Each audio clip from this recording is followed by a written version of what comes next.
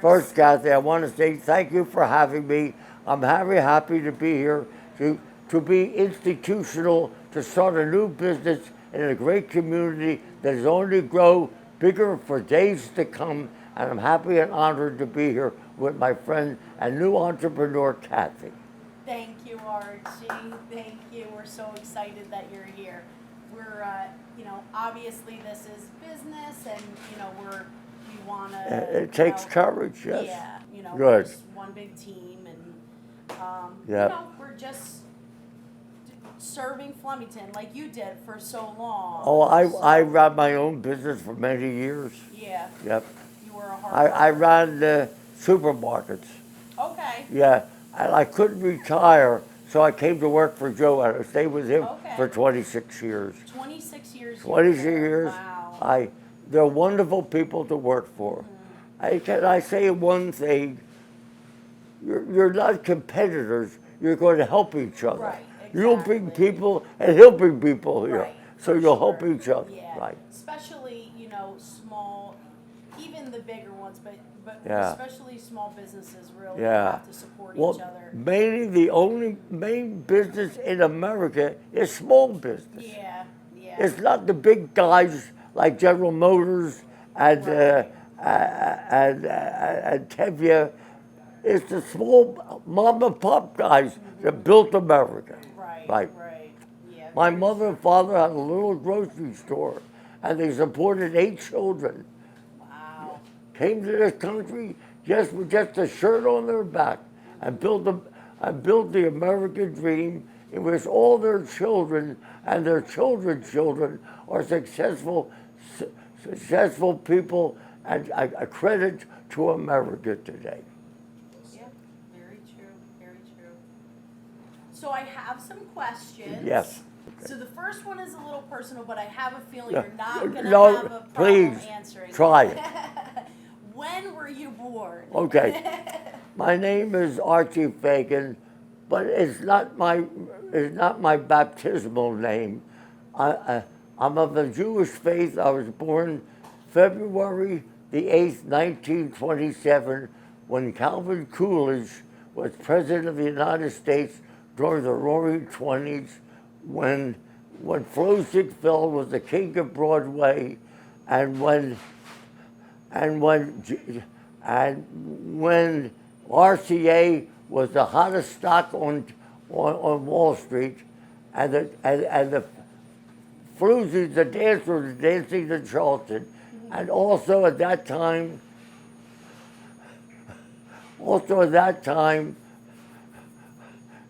liquor control was under control under the 18th Amendment of the Constitution.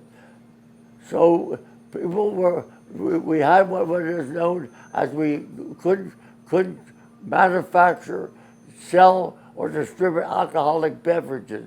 But so people made bathtub gin, and I remember as a child delivering my father's groceries that people were lying in the gutter drinking alcoholic that was killing them. This was 1920s.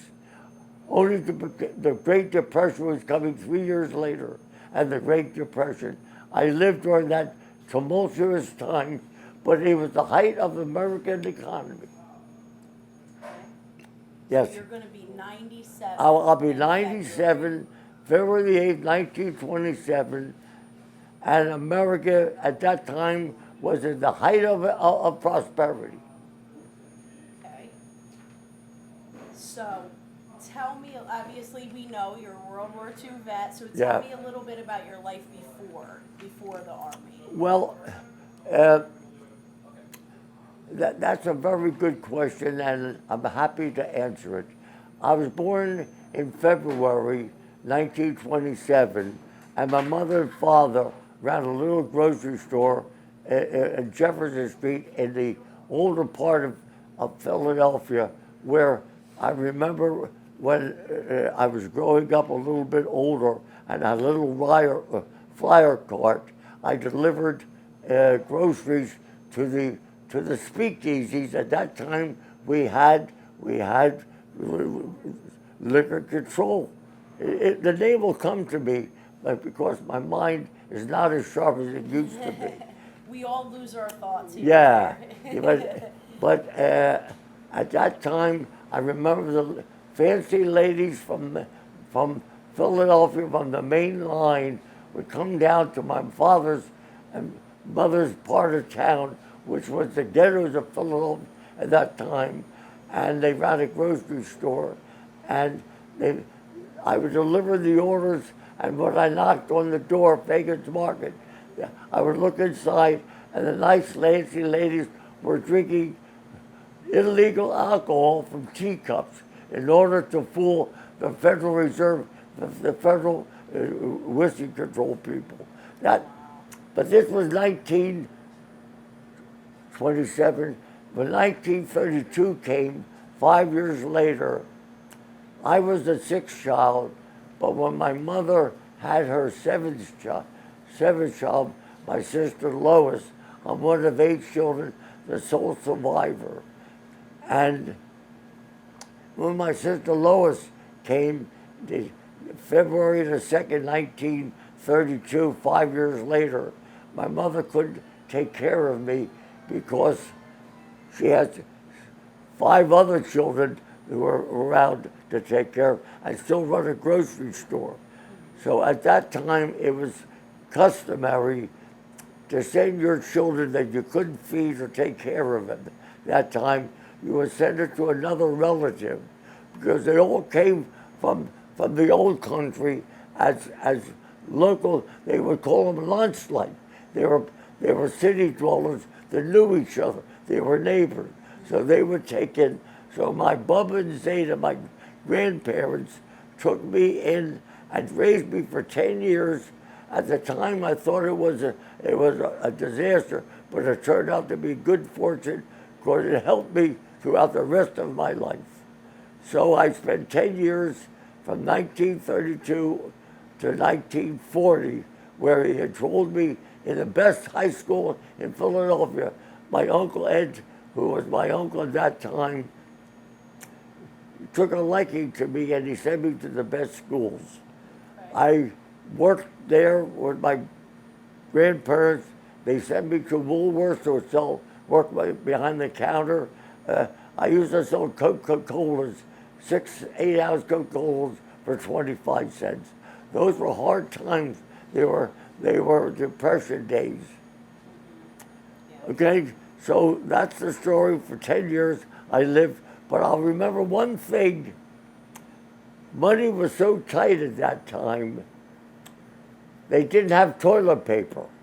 So they would use the wrappings from the apples and the oranges as toilet paper. Wow. That's the way I grew up in South Philadelphia. Yeah, and you know what's funny? I had no idea. I did read a little bit. Yeah.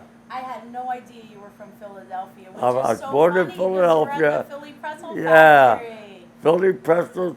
I remember going to school, and outside there was a little guy with a cart with a monkey on his back, and he would hit the bell, pretzel, and he was on pretzels. Yeah. I was raised at 317 South 6th Street, between 6th and Spruce and 6th and Pine Street. Okay. That's where my grandparents had their business. Right. They were in the construction business. See, during that time, I was raised by my grandparents, and they had 3 sons who were single at that time, but they got all the contracts. The government was trying to put people back to work because we had 25% unemployment, so my uncles would make the contracts, and they would pave the roads there in order to put people to work. Yeah. So that was the environment. I grew up under wonderful people. Yeah. And then my uncle sent me to the best schools, and I'll tell you a little bit later. Okay. Yeah. I'm sure we'll cover everything. I hope so. I'm here with your permission. Yes. Yeah. Well, we're happy, and obviously Veterans Day is this month, and we really, like I said, this is business. However, this is so important to us, and we really honor. I know, I know it here. takes courage, courage, but I'm proud of you.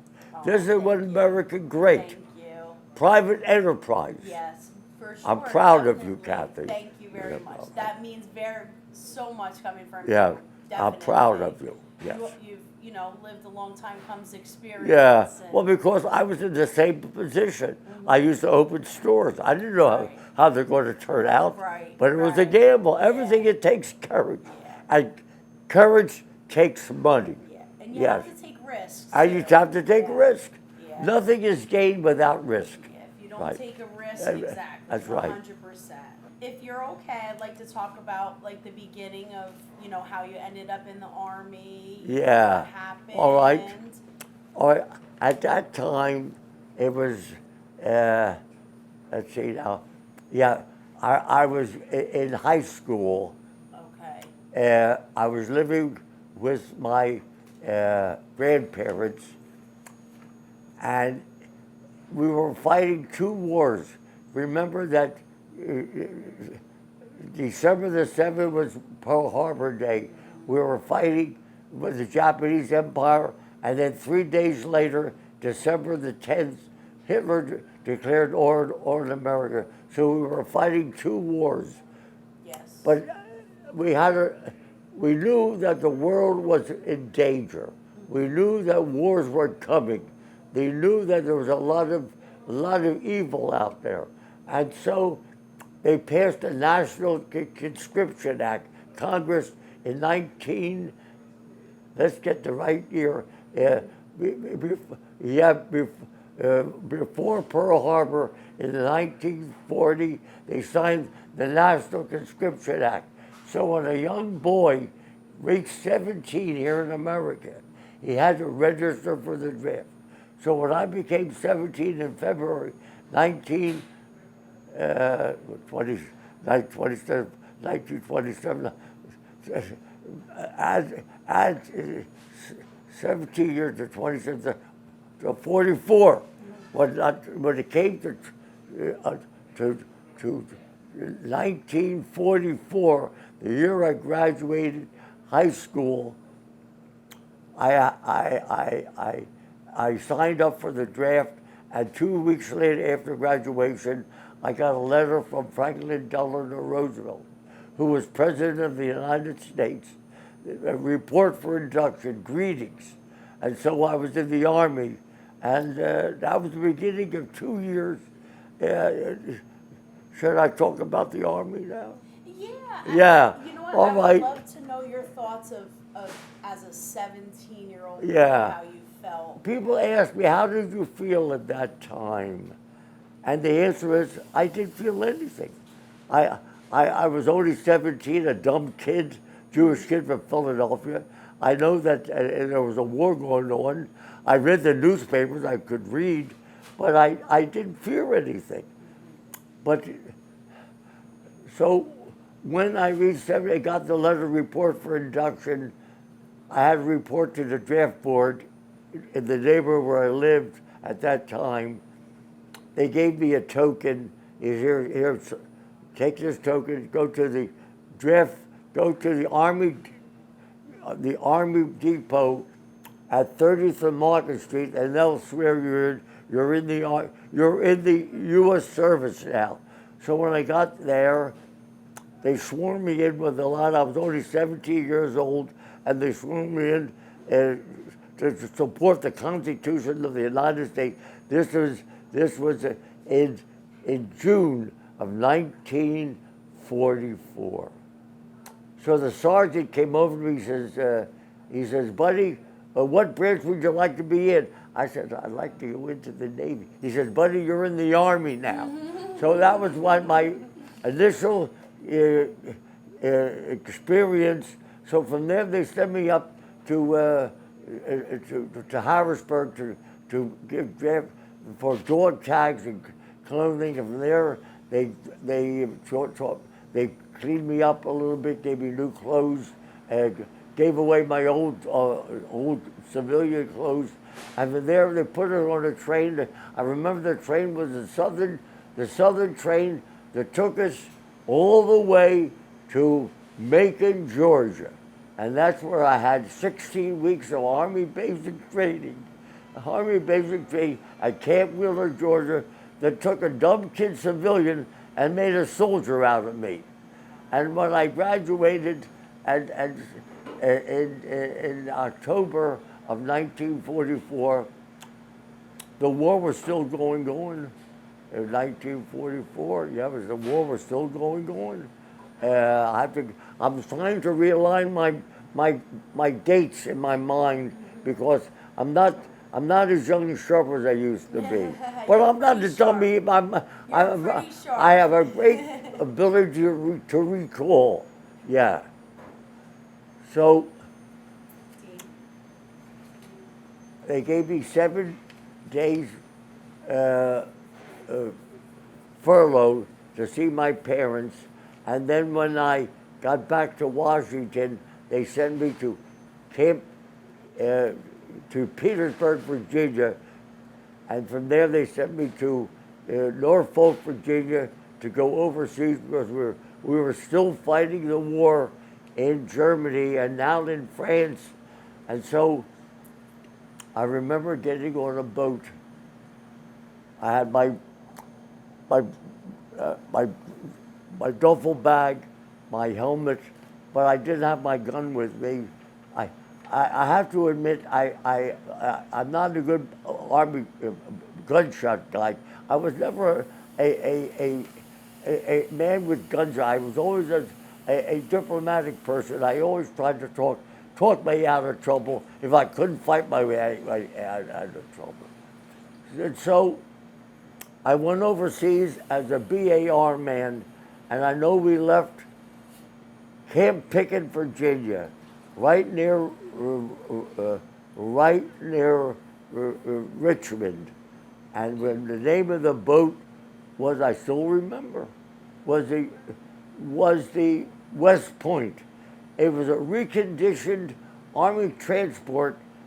It was a pleasure boat that they converted to an army troop boat. And I went overseas, and I remember, please, I tell you the truth, and I don't want you to hold it against organizations that try to do good. I was in line, and all I wanted going up the gangplank was last name and middle initial. And I remember there was the Red Cross selling coffee for 15 cents. And I didn't have 15 cents for a cup of coffee. So that's okay. But I remembered in my mind that if it ever came to hard times, I would go to other organizations which were more worthy of my money. But please don't hold it against the Red Cross, because there's always mistakes and foul-ups made along the way. But that was my initial experience with the Red Cross, and ever since then, I've always channeled my charitable donations to other organizations like the Salvation Army. The Salvation Army. That's it. The Salvation Army. They are very good people. They give most of the money for charity. Please don't let me influence you, but that is the truth. We went over in convoy in December of 1944. I'll never forget. I'm not a very good sailor. I was seasick, but we were in decks all the way down, and I still remember about the first book I read where they handed out little paperbacks. And my first book I read was God's Little Acre. I remember that was supposed to be the trendiest book at the time then. All the young people wanted to read it. I landed it was during the tough times in the Atlantic Ocean in December of 1944. The Germans had the U-boat wolf packs. They had their submarines that were sinking. And I remember in the distance when we came up for chow, some of the boats were exploding from tornadoes. That's the way we went overseas, in tornado-laden ocean ruled by wolf packs. But fortunately, with God's help, I made it to I made it to France. I made it to France. It was in the early part of December of 1944. We made it to France, and news came down there. This was 6 months after D-Day. We invaded France in June of 1944. This is December of 44, 6 months later, but I came there for a different battle. The Germans had broken through in the Ardennes forest, in the Battle of the Bulge, they called it, and we were sent up as early replacements. Here I am. They gave me new clothes, and it was so cold, they gave us double pair of socks, long johns, and don't forget weapons too. And so we went from France. That name came to me also. And from France, we went from the coast of France, we went to Paris. And there they fed us, and we had to get off the trains. They're the old French trains from the First World War called 40 and 8s. And so we had to march all the way up from Paris up to the Belgian border. And there we were, the Belgian border. The Germans had broken through, and they were killing and capturing our men there. We were replacements. But God, for some reason, took care of me. My father prayed. The first name they called out was, my real name was Alvin Fagan, headquarters, 4th Armored Division. Since I'm Jewish is a combination, Yiddish, our language, of German and Hebrew. So I was able to communicate with the German prisoners. And so they put me in G2, which is Army Intelligence. And there I was talking to the very German prisoners who were very young and very old. Hitler was using the last of his war power, his manpower, to divide the English from the French, from the Americans. But he failed because I was part of the 4th Armored Division. I wore this shirt today just to let you know my outfit that I was proud to serve with. I was with the 66th Tank Battalion. I was never in a tank, but we rode on top of tanks, and it was so cold, I remember, that we used to sleep under the tanks because the Sherman tanks that we used that were lightly armored, but they were running all day to keep us warm at night if we slept underneath. I stayed there for a while until we pushed the Germans back, and we got information that they were not running out of manpower, they were running out of petrol.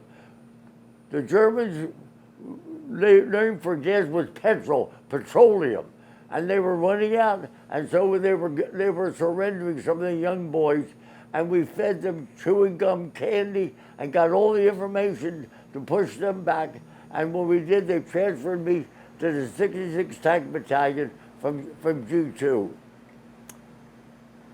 In going into 19, we crossed the Rhine River at Remagen. The Germans forgot to blow the bridge at Remagen, which is the town opposite Bastogne.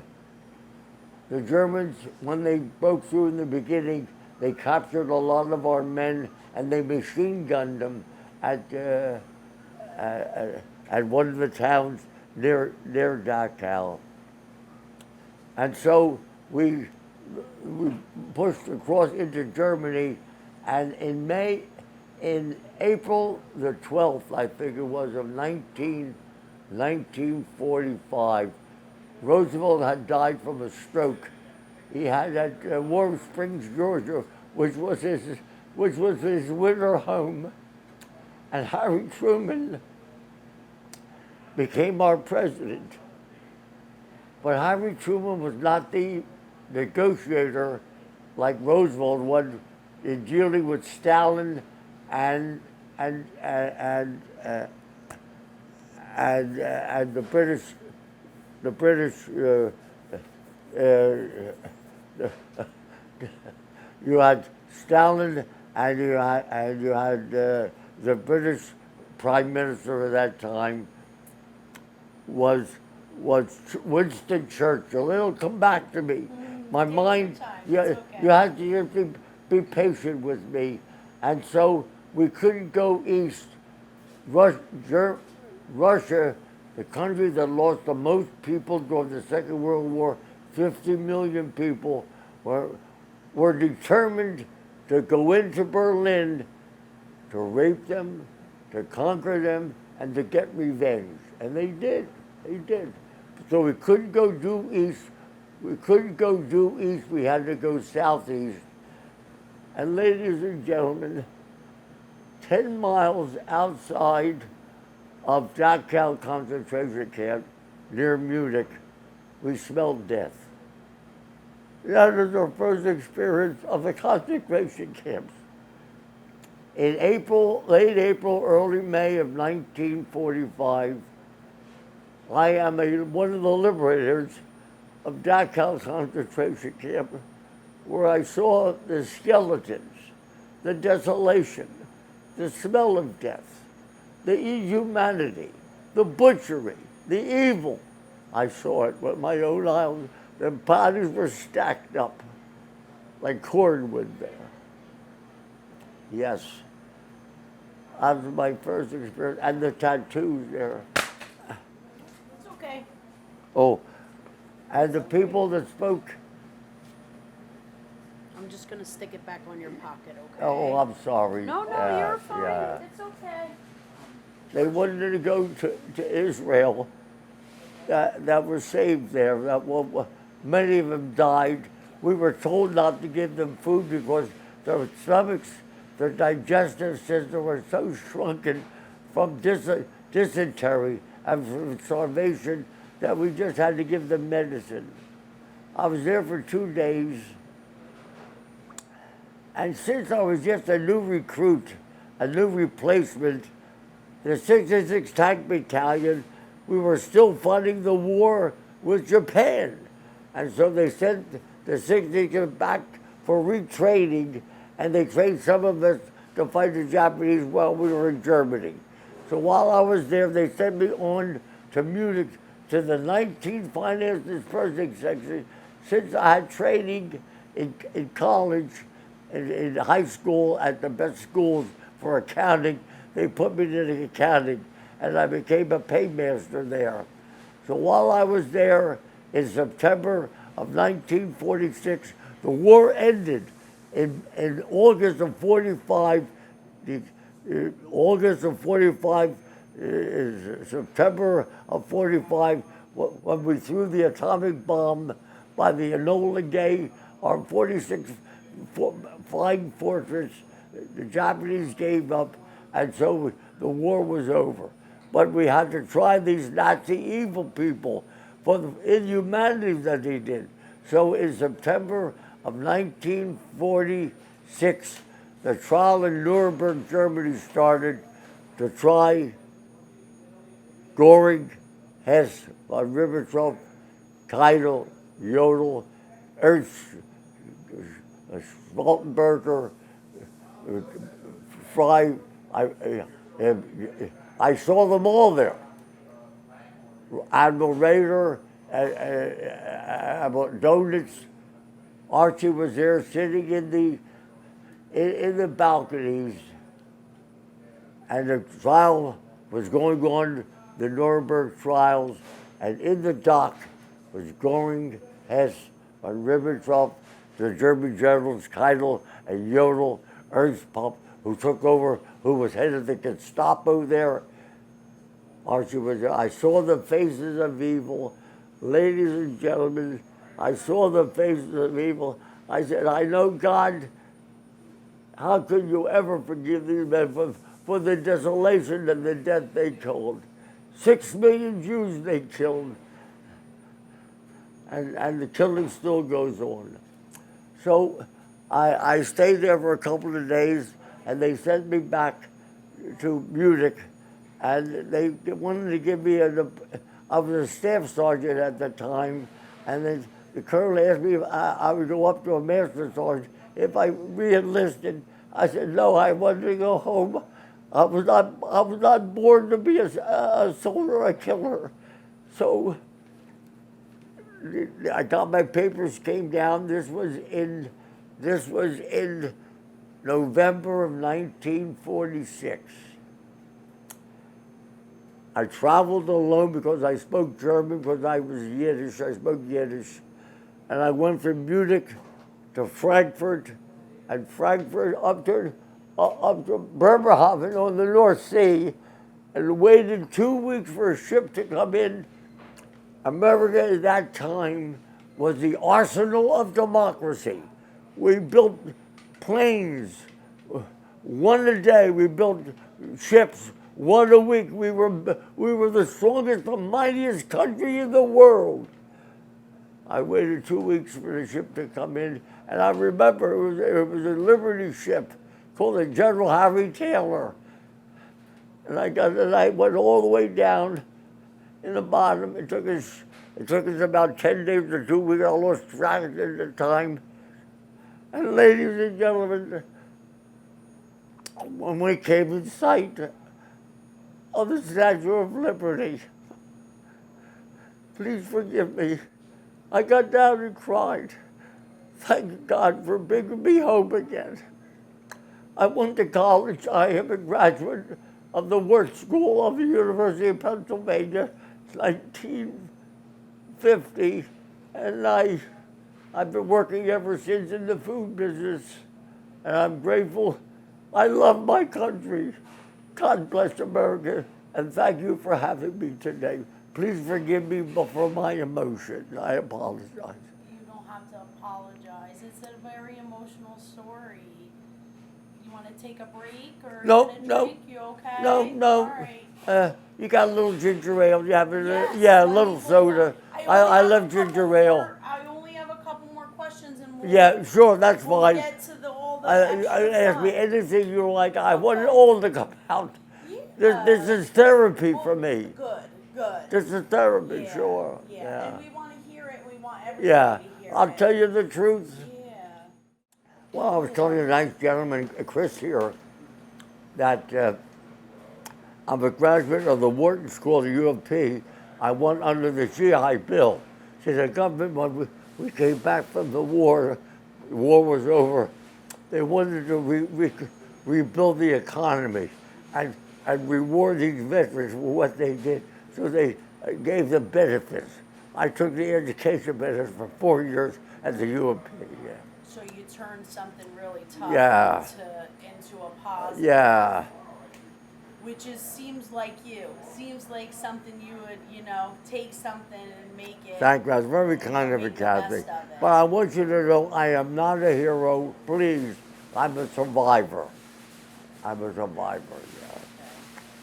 I'm sure a lot of people feel you're a hero. Thanks for the soda, yeah. You're very Okay, welcome. you can continue if you I want. am almost done. You have covered so many of my questions. I love it. Kathy, shrapnel wound. I saw that. So that's a memory, I'm sure, Yeah. when you see it. They fixed my hand up behind the lines when the war was going on. They had doctors there doing behind the lines. He sewed it up. They put me right back at the front, yeah.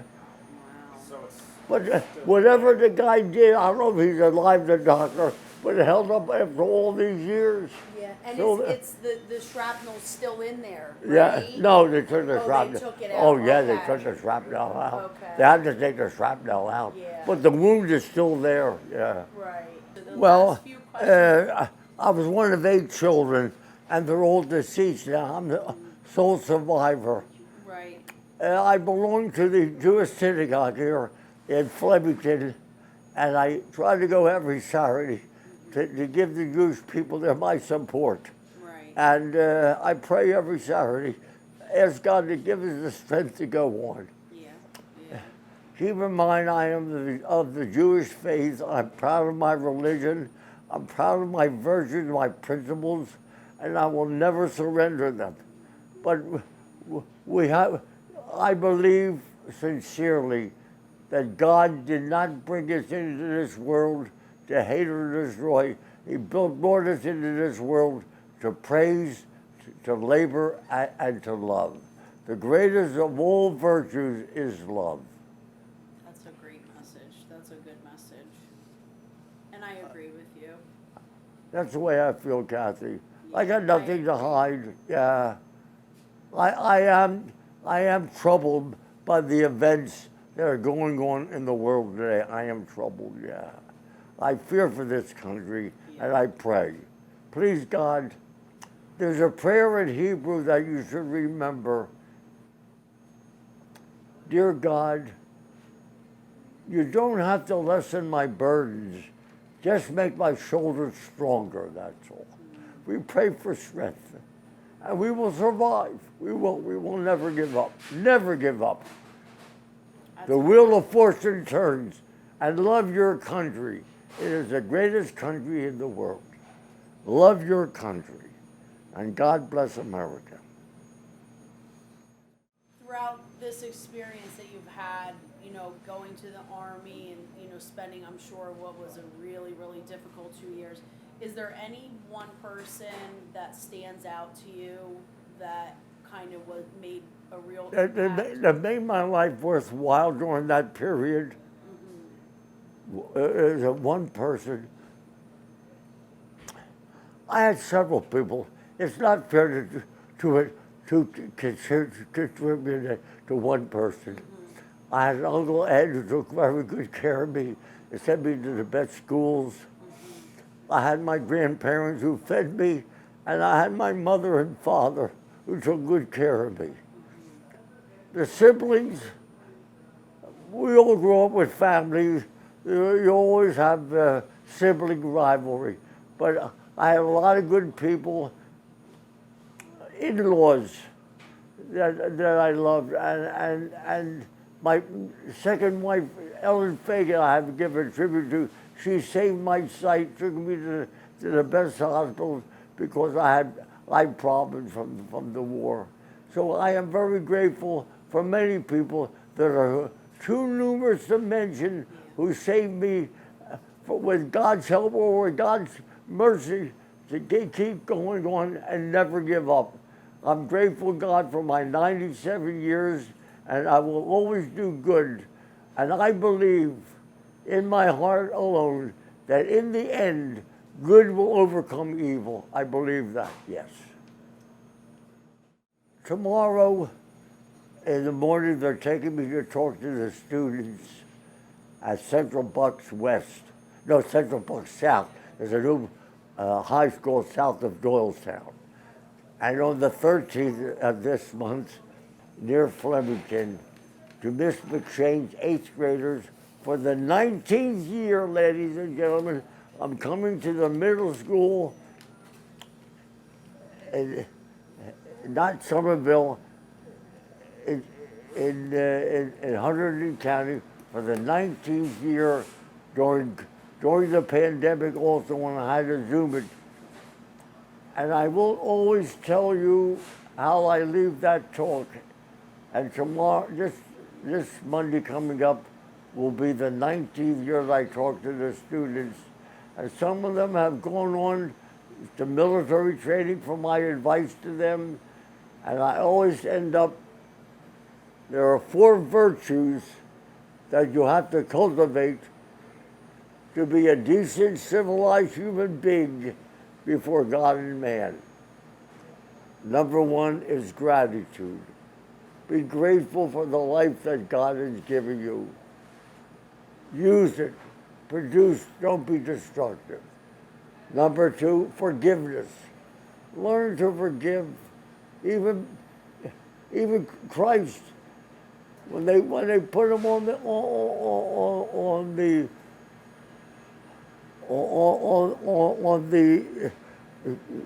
boards to kill him, to execute him, he said, God forgive them, they know not what they do. Learn to forgive, because we don't live in a perfect world. We'll never have a perfect world. Learn to forgive your mother and father if you have a little bad word. Number 3 is graciousness, and generosity. Learn to help a fellow student who needs help in mathematics. Help a fallen brother who may be down on his luck. Help. Learn you are a servant of God. You're not here for your own pleasure, but you're here to serve God. But the last virtue and the greatest of all is love. Learn to care. You are not brought into this world to kill or to hate or destroy. You are brought into this world to labor, to praise, and to love. That's what I leave with you. You don't have to remember me. I'll just make another spot of sand.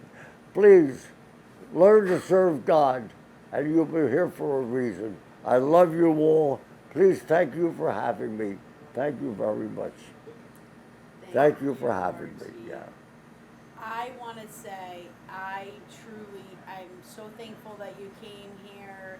We're all, we're thankful for you coming to support our business, our franchise, but we're really, really, from the bottom of our heart, this was very Thank you for special, having me, and Kathy. I And if will anything I remember can do this. here for you, I will do it willingly, legally, and with love and appreciation. Yes, and you're welcome here anytime. You're Yeah. always going to get a free pretzel Oh, anytime you come got to it. the door. You see my son-in-law there? Yes. He is the pretzel man. He's the pretzel He man. is the pretzel So man. maybe Tell I him, should've- I might Yeah. have to limit him on the free because yeah, might go you have out to of limit it business. because he's going to buy your pretzels. Yep. Well, listen, we'll close with this, Archie. I know you don't like the word hero. No, but please. So we won't say it. We're No. not going to say that word. But truly, from the bottom of our hearts here, we really thank you for your service. Thank you for having me. Thank you. I'll never forget this. Thank you. I'll always remember this. So I really appreciate you. And it was so nice to see you because we've missed you. Well, We have, and look at all that hair on your yeah, head. but it's turning. How does he still have all that hair on his Kathy, it's white. The hair is white. I used to be a brunette. Listen, let me Yeah. tell you, my kids turned all my hair gray. This Yeah, isn't real hair. yeah. they sure look. But I'll tell you, that's a feat in itself. You got that head of hair Yeah. still. And Matt took me for a good shave today, so Did he? that I look good on You were Facebook. camera ready. Yeah, yeah. So, take me to see Kathy and Mike. What's next on the agenda, Matt? What's next?